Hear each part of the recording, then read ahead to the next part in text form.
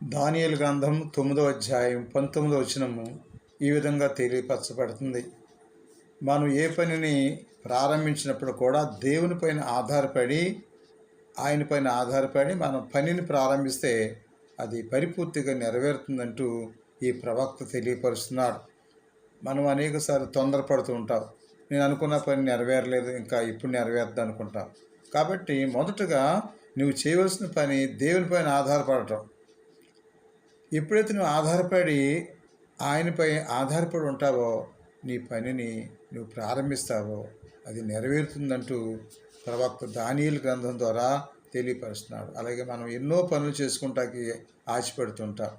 మనలో నిర్లక్ష్యం, అశ్రద్ధ లేకుండా నాకు దేవుడు తప్పనిసరి ఈ పని పరిపూర్తి అవుతుందని నమ్మకంతో ఆయన పైన ఆధారపడి నువ్వు ప్రార్థనాపూర్వకంగా ముందుకు సాగితే ఆ పని పరిపూర్తి అవుతుంది. అటువంటి